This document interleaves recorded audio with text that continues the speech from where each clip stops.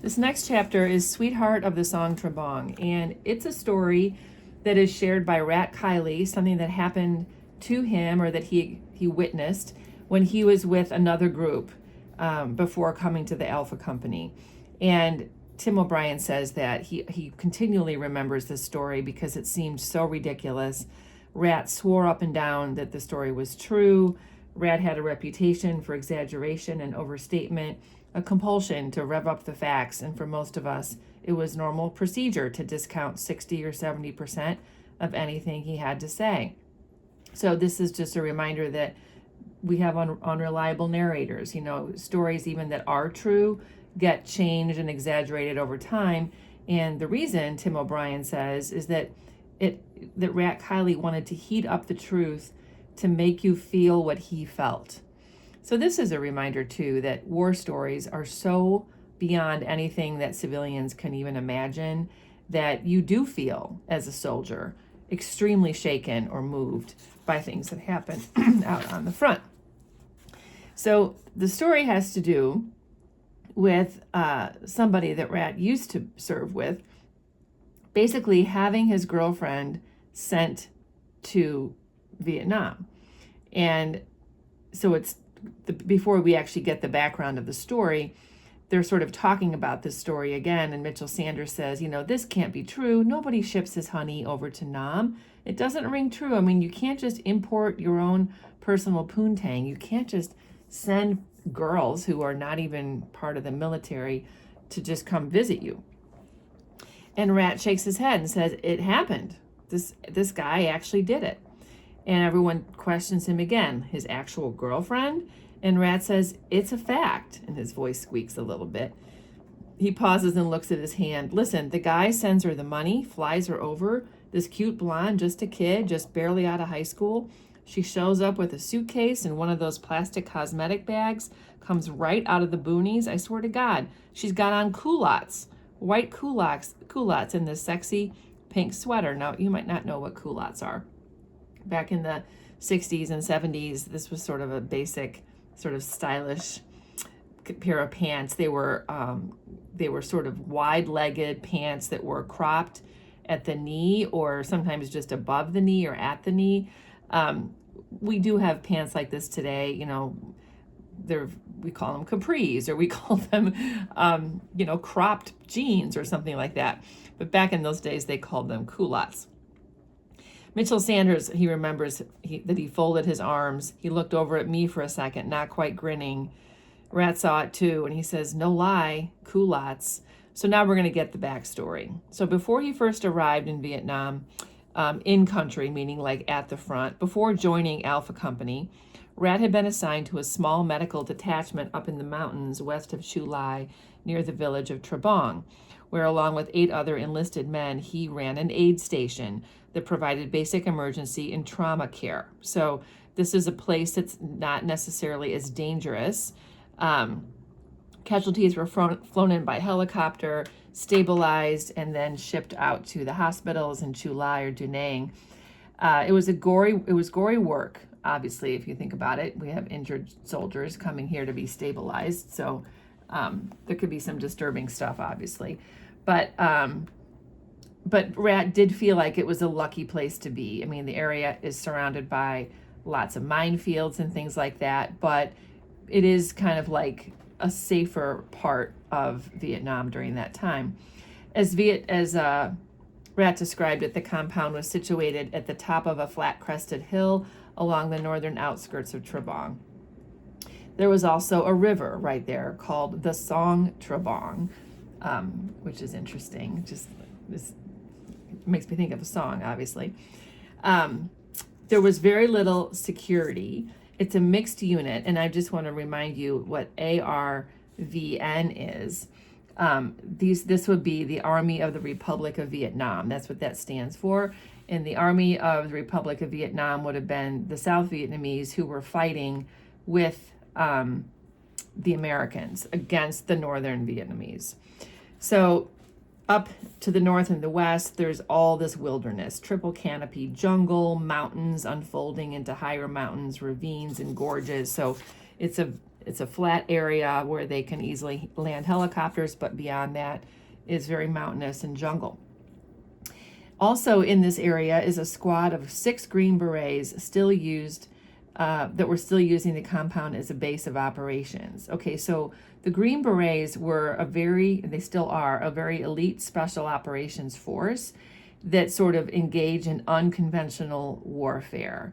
They can sort of sneak around, they go on special reconnaissance, they're incredibly dangerous and very, very skilled, and they do some of the things that nobody else would ever want to do.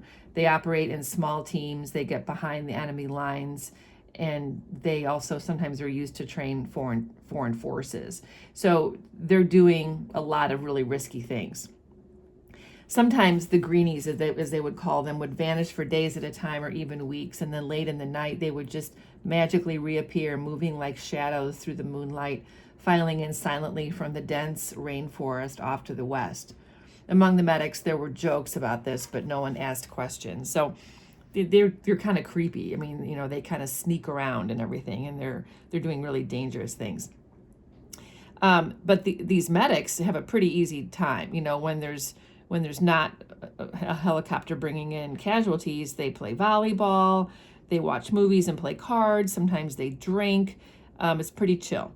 One of those nights, Eddie Diamond, who is not going to be in the main group here, this is a guy from this other group, brought up this idea of, wouldn't it be amazing if they could bring in a bunch of, he said, mama-sans from Saigon to spice things up. And after a moment, one of the men laughed and said, our own little EM club. And someone else said, hey, yeah, we could pay our dues, don't we? Or we do pay our dues, don't we? It was nothing serious, just passing time, playing with the possibilities. And then at some point, a young medic named Mark Fosse sort of said, you could actually do it. It's not that crazy. And Rat's like, do what? And he says, bring in a girl. I mean, what's the problem? And Rat says, well, a war, first of all. And Mark Fosse said, yeah, but that's the thing. There's no war here. You could really do it. A pair of solid brass balls, that's all you need. There was some laughter, and Eddie Diamond told him he'd better strap down his you-know-what. But Fosse just frowned and looked at the ceiling. And then he went off to write a letter. 6 weeks later, his girlfriend showed up. So this is a stretch. When I just think about the logistics of sending a civilian girlfriend randomly into the war, especially back then. And here she's only 17 years old at best, Rat says. She had just graduated from Cleveland Heights Senior High School. Her name is Mary Ann, and Mark Fosse introduces her to all the guys. The girl seemed tired and somewhat lost, but she smiled. There was a heavy silence. Eddie Diamond, the ranking NCO, had made a small motion with his hand, and some of the others murmured a word or two, and then they watched Mark Fosse pick up her suitcase and take her into the hooch, which is like their little tent where they live. Wow, this is pretty bold. We get some background here about Mary Ann and Mark Fosse. They had been dating since 6th grade. They had always planned that they would get married. Their plan was that they would live in a cute little house near Lake Erie and have 3 healthy yellow-haired children. That was the plan. And when she first gets there, they kind of set up house in one of the bunkers along the perimeter near the Special Forces hooch. And over the next 2 weeks, they stuck together like a pair of high school steadies. Rat said it was almost disgusting. They were always holding hands, being like this little couple. And of course, the other guys are like, what the heck? The men, though, genuinely liked her. She was good for morale. I mean, she's pretty. She's friendly. She's, a civilian. It kind of like reminds them of home. She gave off a come and get me energy. She's kind of flirty. But it doesn't really bother Mark Fosse. In fact, I'm sure he's kind of proud that he has a girlfriend that they find attractive. Also, she was curious about things. She had a good, quick mind. She liked to walk around and ask questions like, what is a trip flare? And how does a claymore work? And she's interested in these things. She pays attention, often, especially during the hot afternoons. She would spend time with the Vietnamese soldiers and learn a little Vietnamese. And every now and then the guys would sort of tease her about it. And she says, well, I'm here. I may as well learn something, which is which is true. The war intrigued her. The land was a mystery. She began pestering Mark Fosse to take her down to the village at the foot of the hill. In a quiet voice and very patiently, he tried to tell her that that was a bad idea, that that was too dangerous. But Marianne kept after him. She wanted to get a feel for how people lived, she said, which is a fair enough statement. But I don't know if you have learned this in your classes, but the scary thing about the Vietnam War is it was between the Northern Vietnamese and the Southern Vietnamese, the Northern Vietnamese being the Communist Party, who wanted to make all of Vietnam communist. And even though the South Vietnamese were primarily against the communists, there were Southern Vietnamese who did support the communists. And so you couldn't tell who those people were. And so there could be the enemy among you all the time. And that's what is dangerous about walking into a village. And Marianne is completely naive. Well, they're human beings, aren't they? Like everybody else. And because he loves her, Fosse just sort of nods, and eventually he does take her into town, and like she kind of chatters away about how cute it is and the cute little roofs and all the interesting things that they're selling. The guys, though, were impressed. A real tiger, said Eddie Diamond, D-cup guts, but trainer bra brains. So she's definitely brave, but she also doesn't understand what's going on in the war. She'll learn, somebody said. And Eddie Diamond says, there's the scary part, I promise you. This girl will most definitely learn. So I'd ask a question, why is that so scary? I mean, isn't it good to be learning new things? I put a squiggly line here. Since this is a very long chapter, this would be a place to take a break if you just needed to break it up for yourself as a reader. In parts, at least, it was a funny story, and yet to hear Rat Kiley tell it, you'd almost think it was intended as straight tragedy. He never smiled, not even at the crazy stuff. There was always a dark, far-off look in his eyes, so it's kind of ominous. We know something strange is going to happen. She wasn't dumb, he would snap. I never said that. Young, that's all, like you and me. A girl. That's the only difference, and I'll tell you something. It didn't matter. It didn't amount to jack. I mean, when we first got here, all of us, we were real young and innocent, full of romantic bullshit, but we learned pretty damn quick, and so did Marianne. So, she comes out there very innocent, and I think this is an important thing to consider, that we're going to see Marianne go through a loss of innocence, which is exactly what the soldiers have already done. And Rat would get sort of defensive, and he'd be like, you don't believe it? Fine, but you don't know human nature. You don't know Vietnam. And then he'd tell us to keep listening. He would say that, she had a good, sharp mind at the end of the second week. So she's only been there 2 weeks. When 4 casualties come in, Marianne helps with the medics. She doesn't care about getting her hands bloody. She learned how to clip an artery and pump up a plastic splint and shoot in morphine. In times of action, her face took on a sudden new composure, almost serene. So I feel like this is the kind of thing that could be evidence for a paper. Anytime a character changes, that's evidence for a paper. So she's changing by doing, by learning. She's transforming. He was proud, but he was also amazed. A different person, it seemed, and he wasn't sure what to make of it. So she's not the girl he was dating originally. She's becoming more of a woman.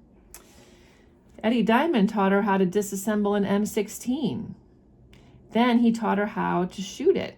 For hours at a time, she plunked away at sea ration cans, so she's learning how to shoot. Once or twice, gently, Mark Fosse suggested that it might be time to think about heading home. He's not so sure he wants her acting like a soldier. And Marianne's like, no, forget it. Everything I want is right here. And this begs the question, is that Mark or is that the war? I think it's more than Mark.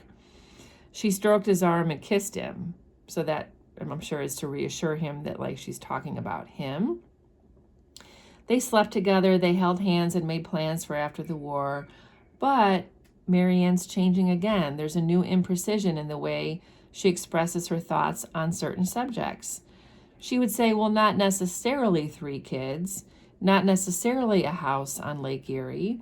Of course, we'll still get married, but maybe travel first, maybe live together to test it out. So she's backpedaling a little bit on their initial plans when they were younger that they'd made. All of this is making Mark Fosse uncomfortable. He couldn't pin it down. Her body seemed foreign somehow, too stiff in places, too firm where the softness used to be. The bubbliness was gone. The nervous giggling, too. Now when she laughs, it's like it's because something is truly funny, like she's more authentic. Her voice is taking on a lower pitch. She's getting more authority. Marianne looked at him for a long moment and then shrugged, because at some point he asks her about it, like, what's going on with you? And she's like, it's nothing. To tell the truth, I've never been happier in my whole life. Never. So if you want to take a break, you could do so here. Twice, though, she came in late at night, very late. And then finally, she did not come in at all. So Rat Kiley heard about this from Fosse himself. Before dawn one morning, Mark Fosse woke up Rat Kiley and said, Marianne, I can't find her. Rat sat up and rubbed his face. Even in the dim light, it was clear that the boy was in trouble. She's gone. She's sleeping with someone. This is what Fosse thinks. She didn't even, I don't know what to do.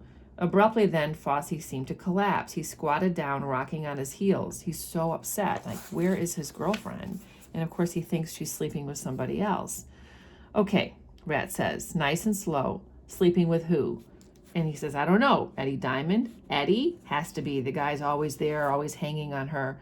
Rat shook his head. I don't know. I can't say that strikes the right note.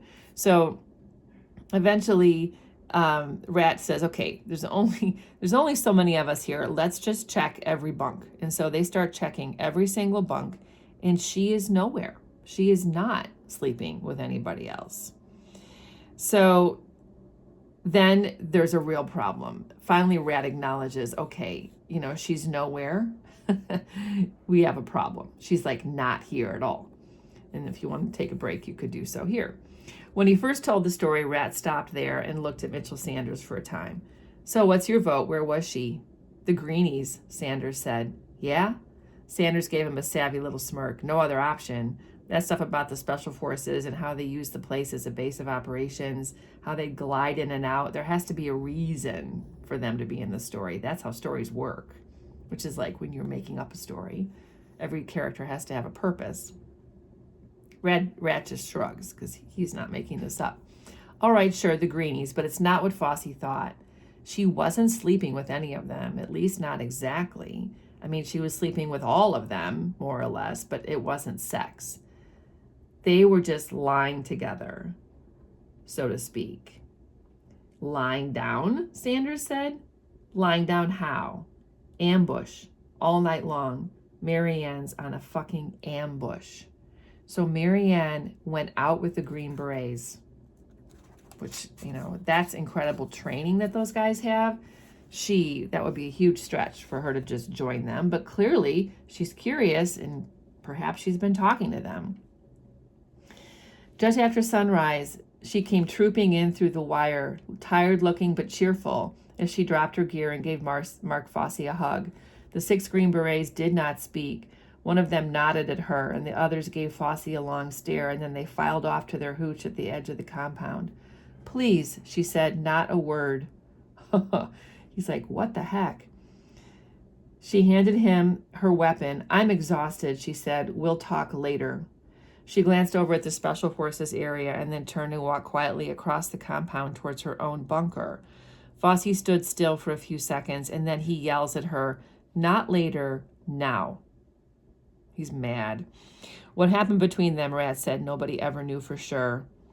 But it was a case of setting down some new rules. Marianne's hair was freshly shampooed, so she does change. She wears a white blouse, a navy blue skirt, a pair of plain black flats. Over dinner, she keeps her eyes down, poking at her food, subdued to the point of silence. And so he's told her, like, you have to dress normally, like the girlfriend that I thought I had.